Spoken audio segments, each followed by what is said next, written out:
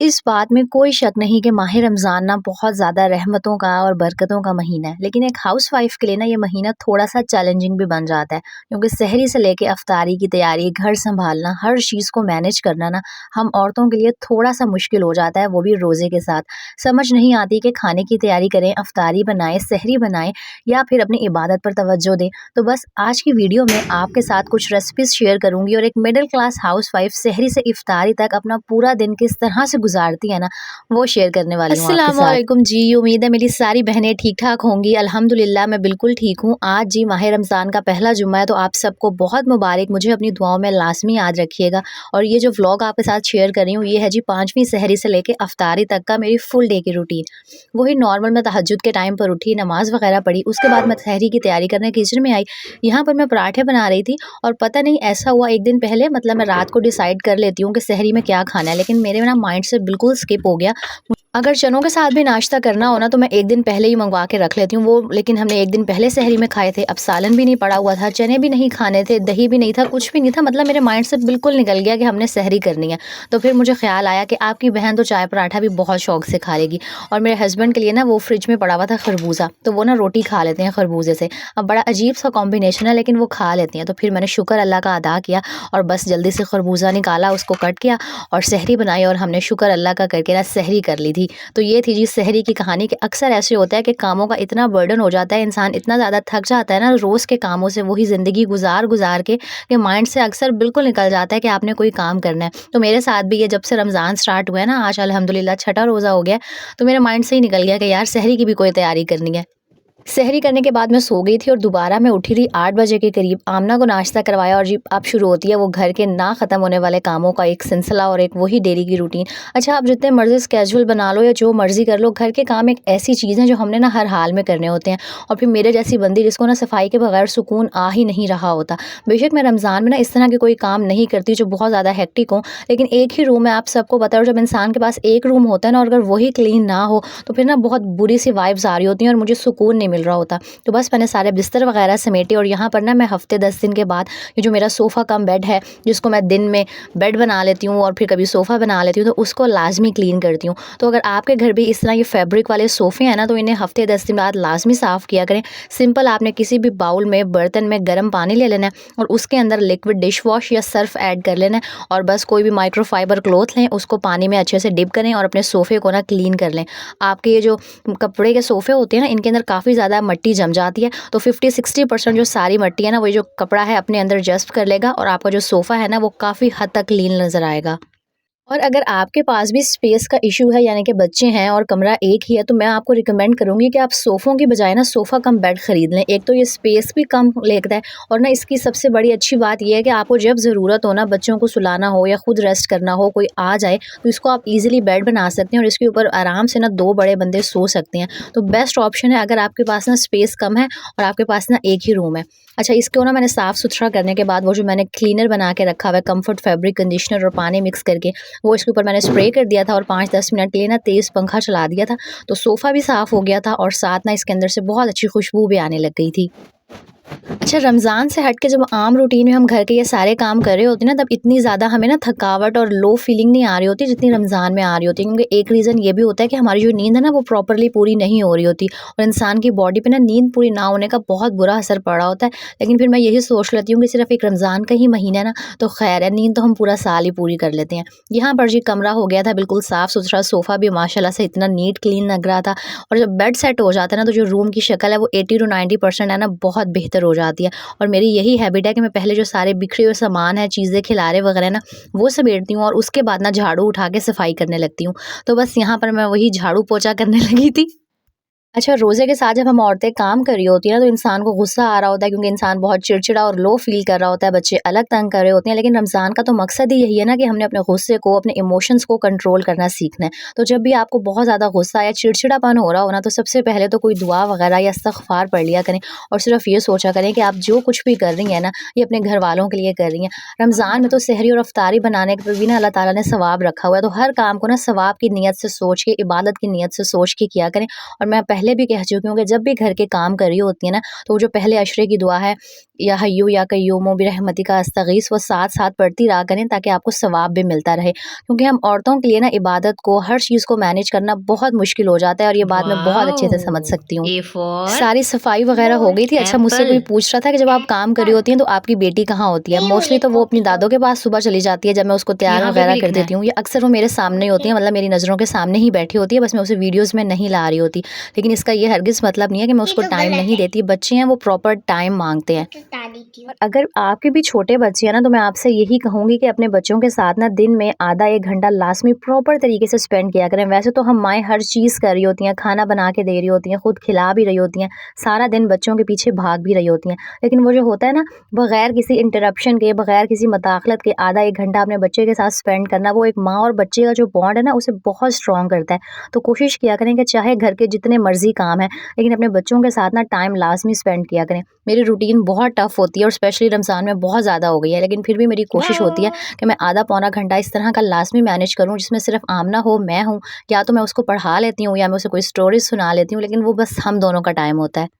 घर की सारी सफाई वगैरह हो गई थी, ज़ोहर की नमाज़ भी पढ़ ली थी मैंने और फिर 3 बजे आ जाती हूँ मैं इफ्तारी की तैयारी करने के लिए किचन में। आज ना मैं एक बड़ी मज़े की ग्रीन चटनी बना रही हूँ और आपके साथ इसकी रेसिपी शेयर करती हूँ। लाज़मी इफ्तार में बनाइएगा और मुझे फ़ीडबैक दीजिएगा, बहुत अच्छी बनती है। आपने क्या करना है, धनिया ले लेना है, थोड़ी-सी डंडियों समेत धनिया लीजिएगा, उसको अच्छे से धो के आपने बारीक काट के ना ग्राइंडर के जग में ऐड कर देना है। 1-2 हरी मिर्चें ऐड कर दीजिएगा और फिर आपने एक छिलका उतार के एक टमाटर ले लेना है। मैंने जो टमाटर है ना वो फ्रीज़ किए हुए होते हैं, इसलिए छिलका बहुत ईज़िली उतर गया था। अगर आपके पास ताज़ा हो ना तो आप उन्हें 5 मिनट बॉयल करके छिलके को उतार सकती हैं। 1 चम्मच इसके अंदर अनारदाना जाएगा, 1 जवा लहसुन का। अच्छा अगर मेरी क्वांटिटी जितना बनाएँगी तो सेम एग्ज़ैक्ट यही मेजरमेंट्स रहेंगी। साथ इसके अंदर नमक ऐड करेंगे, थोड़ी-सी बिल्कुल पिंच ऑफ काली मिर्च, थोड़ा-सा ज़ीरा, साबुत ज़ीरा और 1 मुट्ठी ना हमने इसके अंदर पुदीना ऐड कर देना है। बस इन सारी चीज़ों को ना अब आपने आधा कप के करीब पानी डाल के ग्राइंड कर लेना है। ये ग्रीन चटनी इतने मज़े की बनती है, एक तो ये डाइजेशन के लिए बहुत अच्छी है, इफ्तार में वैसे ही हम हैवी और ऑयली चीज़ें खाते हैं ना, तो तबीयत बहुत भारी-भारी हो रही होती है। तो आप इसे पकौड़ों के साथ खाएँ, बल्कि रोटी भी बहुत अच्छी लगेगी इनके साथ, रोटी भी खा सकते हैं, इतने मज़े की है। तो लाज़मी ये आज के इफ्तार में आपने ट्राई करनी है और कल मुझे बताना है कि आपको ये खा के मज़ा आया या नहीं। तो सबसे पहले मैंने ये चटनी रेडी की थी और इसको बना के ना फ्रिज में रख दिया था कि चलो भाई अब हम इफ्तारी के टाइम मिलेंगे। उसके बाद जी कुछ वेजिटेबल्स आई हुई थी, मैंने पालक मंगवाई थी क्योंकि पकौड़े बनते हैं ना तो मुझे पालक वाले पकौड़े अच्छे लगते हैं और साथ ही मैंने सोचा था कि अभी मेरे रोल पड़े हैं लेकिन मैं ना कुछ और समोसे भी बना के रखूं और रोल भी। तो आज तो मैं नहीं बना सकी क्योंकि मुझे टाइम नहीं मिला, लेकिन मैं आपके साथ शेयर करूँगी। और यहाँ पर ना आधा किलो समोसे की पट्टी भी और रोल की पट्टी 100 रुपीज़ की मिल जाती है। अच्छा मैं यहाँ आपको एक टिप देती हूँ कि अगर आजकल आप पालक मंगवाएं ना, बड़ी सस्ती हुई हुई है, 30 रुपये या 40 रुपये किलो है, तो उसको ना कट करके और उसको ना ज़िप लॉक बैग्स में स्टोर कर लें। इससे आपका टाइम भी सेफ़ हो जाता है और ना आपको पकौड़ों के वक़्त ना वो अलग से पालक निकाल के काटनी नहीं पड़ती। और आज ना कुकिंग स्टार्ट करने से पहले मैंने सोचा था कि मैं पहले ना चूल्हा अपना जो प्रॉपरली ना अच्छे तरीके से डीप क्लीन करूँगी। वैसे तो मैं इसे डेली 2 दफ़ा साफ़ करती हूँ, लेकिन वो जो अच्छे से क्लीन करना होता है ना कि पहले कोई लिक्विड डिश वॉश डाल के आप स्पंज से इसको स्क्रब करें, फिर लोहे वाले स्पंज से अच्छे से इसकी हर चीज़ को साफ़ करें और फिर माइक्रोफाइबर क्लॉथ लें और खुश्क कपड़े से चूल्हे को क्लीन कर लें। क्योंकि हम रमज़ान में ऑयली चीज़ें बना रहे होते हैं डेली बेसिस पे, थोड़ा बहुत ऑयल और कुछ ना कुछ चूल्हे पे गिरता रहता है। अगर डेली साफ़ नहीं करेंगे ना तो वो फिर जमता जाएगा और बहुत पक्का हो जाएगा और फिर जो चूल्हा है वो अलग ख़राब होगा और उसको क्लीन करने में भी ना बहुत मेहनत लगेगी। तो आपने डेली ना इफ्तारी बनाने से पहले या इफ्तारी बनाने के बाद 5 या 10 मिनट निकालने हैं और चूल्हे को अच्छे से क्लीन लाज़मी करना है। वैसे मैं रिकमेंड करूँगी कि इफ्तारी से पहले कर लें क्योंकि रोज़ा खोलने के बाद एनर्जी लेवल बड़ा ही डाउन हो जाता है और सुस्ती होना स्टार्ट हो जाती है। कोई काम करने को ना दिल नहीं कर रहा होता। अच्छा, अभी सिर्फ़ 4-5 रोज़े ही गुज़रे हैं और आज ना मेरा बिल्कुल ये कोई फ्राइंग वाली चीज़ें बनाने को दिल नहीं कर रहा था। लेकिन हम औरतों ने अपना दिल नहीं देखना होता ना, बाकी सबका दिल देखना होता है कि बाकी सब ने क्या खाना है, सबको क्या पसंद है। तो मेरे हस्बैंड की इफ्तारी नहीं होती अगर पकौड़े ना बने हों। और अल्लाह भला करे इस क्या कहते हैं कटर का, इसने मेरी लाइफ़ बड़ी आसान कर दी है। 1 मिनट में इससे सारे छिलके पील ऑफ हो जाते हैं और वो जो हम पकौड़ों में बारीक-बारीक आलू करके डालते हैं ना, वो भी बहुत जल्दी इससे कट जाते हैं। तो अगर आपके इलाके में भी कोई 100 रुपीज़ वाली शॉप है ना, वहाँ से आप ये पीलर लाज़मी ख़रीदें। आपकी जो ज़िंदगी है ना वो बहुत आसान हो जाएगी क्योंकि जो रमज़ान में ये चीज़ों को काटने पीटने वाला काम है ना बहुत ज़्यादा हो जाता है और हमारी बहुत ज़्यादा एनर्जी और ताकत लग रही होती है इतनी देर खड़े होकर ना वेजिटेबल्स को कट करने में।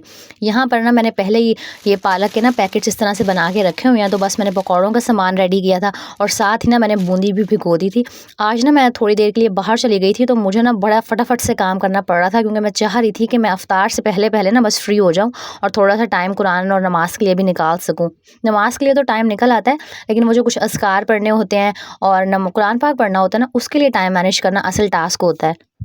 और जो पालक का क्लिप मैंने आपको दिखाया था ना, वो पालक सारी मेरे हस्बैंड ने मुझे कट करके दे दी थी। अगर आपका लाइफ पार्टनर थोड़ा-सा सपोर्टिंग हो ना, इस तरह छोटी-मोटी आपकी हेल्प कर दे, कोई सब्जियाँ काट दी, थोड़े से बर्तन वॉश कर दिए, तो कसम से जो हम औरतों की थकावट है ना, वो 80 से 90% ख़त्म हो जाती है, क्योंकि हमें पता लग रहा होता है कि यार कोई हमारा एहसास कर रहा है। लेकिन मसला ये है कि सबके जो हस्बैंड है ना, वो इस तरह के नहीं होते। और हमारे यहाँ तो कुछ घरों में हस्बैंड अगर बीवी का हाथ बटा ले, तो फिर वो कह रहे होते हैं, "हो, शौहर से कौन काम कराते हैं?" और इस तरह की बातें की जाती हैं। तो अगर कोई भी अनमैरिड लड़की मेरा व्लॉग देख रही है ना, तो आपसे मैं यही कहूँगी कि जब भी अपने लिए दुआ मांगा करें, तो सिर्फ अच्छे नसीब की और एक अच्छे एहसास करने वाले शौहर की दुआ मांगा करें। क्योंकि अगर आपका जो लाइफ पार्टनर है वो एहसास करने वाला अच्छा है ना, तो आपकी जो ज़िंदगी है ना, वो बहुत आसान हो जाती है। बल्कि मैं दूसरे लफ्ज़ों में कहूँ तो जो आपकी लाइफ है ना, वो जन्नत बन जाती है। बेशक मैं पूरा दिन चल सो चल वाला हिसाब होता है और मैं सहरी से इफ्तारी तक लगातार काम कर रही होती हूँ। हाँ, बीच में ब्रेक्स लेती हूँ, लेकिन मुझे सिर्फ एक ये पता होता है कि हाँ, मेरे हस्बैंड को ना मेरा एहसास है। उनको पता है कि यार उनकी बीवी कितनी मेहनत कर रही है और वो भी थक जाती है। शौहर को ना थोड़ा-सा जो एहसास करना है, वो बीवी की सारी थकावट और गम ना भुला देता है, बल्कि गम बहुत हल्के कर देता है। और आप मुझसे ना इस बात पे एग्री करेंगी, जो सारी मेरी मैरिड बहनें मुझे देख रही हैं। अच्छा, आपने ना रमज़ान में कोशिश करनी है कि अपने टाइम को सेव करने वाले ना तरीकों को अडॉप्ट करना है। जिस तरह अगर आपने अभी तक ये पकौड़ा मिक्स नहीं बनाया ना, तो अभी भी सिर्फ 5 रोज़े ही गुज़रे हैं, ये बना के रख लें, ये आपकी लाइफ़ बड़ी आसान कर देगा। बेशक हमें लग रहा होता है कि यार पकौड़ों में स्पाइसेस को ऐड करने में कितना ही टाइम लगता है, लेकिन सोचें जब हमें इफ्तारी की जल्दी होती है ना और हमने फटाफट सब कुछ करना होता है, वो घड़ी की जो सुई की टक-टक है वो हमारे माइंड में बज रही होती है, तब ये सारे छोटे-छोटे काम ही ना बहुत टाइम कंज्यूमिंग और बहुत ज़्यादा थका देने वाले लग रहे होते हैं। तो मैंने इसकी रेसिपी शेयर की हुई है पकौड़ा मिक्स की, बहुत ईज़ी सी है, सारी एक्यूरेट क्वांटिटीज़ भी शेयर की हुई हैं। ये लाज़मी बना के रख लें, क्योंकि हम सबके घरों में और कुछ बने ना बने, पकौड़े ऐसी चीज़ है जो लाज़मी बनते हैं। तो अब मैं सिर्फ ये करती हूँ, डेली वेजिटेबल्स कट करती हूँ और उनके अंदर ना बेसन ऐड करके रख देती हूँ। और यहाँ आपको एक टिप बता दूँ कि अगर आप इफ्तारी से 1 आधा घंटा पहले ये सारा काम करते हैं ना, तो बेसन के अंदर पानी ऐड ना किया करें, वरना ये जो सारा बैटर है ना आपका बहुत ज़्यादा पतला हो जाएगा और फिर जो पकौड़े हैं ना वो क्रिस्पी नहीं बनेंगे। आज की हेक्टिक रूटीन में ना टाइम मैनेज करना बड़ा मसला हो रहा था, लेकिन फिर भी जैसे-तैसे करके ना मैंने 10-15 मिनट निकाल लिए थे कि मैं बैठ के ना थोड़ी-सी तस्बीह और दुआएँ पढ़ सकूँ। और ये सब कुछ मैं सिर्फ़ इसलिए दिखाती हूँ कि मेरी बहनें मुझे देख कर ना उनको ये एहसास हो सके कि अगर मैं ये सब कुछ मैनेज कर सकती हूँ ना, तो आप भी मेरे जैसी हैं। मैं बिल्कुल आपके जैसी ही हूँ, आपकी तरह की एक आम हाउसवाइफ़ हूँ, तो आप भी हर चीज़ को ना मैनेज कर सकती हैं। मुझे पता है यार इंसान को थकावट होती है, लेकिन बस इंसान ये सोच ले ना कि ये सब कुछ जो है ये मैंने ही करना है, ये मेरी ही ज़िम्मेदारी है। मैं जो कुछ कर रही हूँ अपनी फैमिली के लिए, अपने हस्बैंड और बच्चों के लिए कर रही हूँ, तो फिर हर काम करना ना बहुत आसान हो जाता है।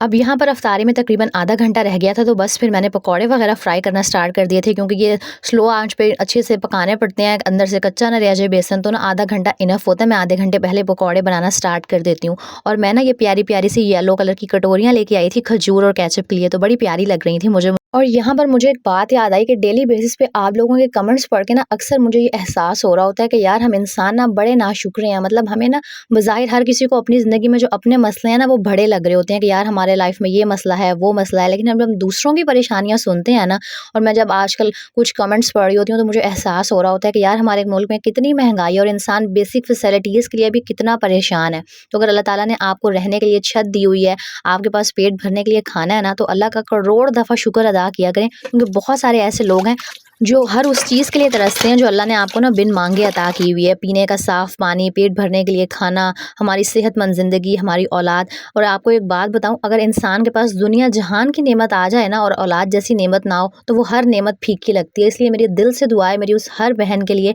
कि जिनकी औलाद नहीं है ना, इस माह रमज़ान में अल्लाह सबकी जो गोद है ना वो भरे, और हम सबको ना ज़्यादा से ज़्यादा नेक अमाल करने की और शुक्र करने की तौफ़ीक दे। हम सबको शुक्र करने वाला बनाए, हर हाल में राज़ी रहने वाला बना दे।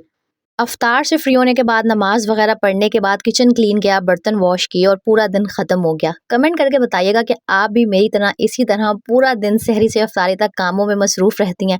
वीडियो को लाइक, शेयर एंड कमेंट कीजिएगा। अल्लाह हाफ़िज़।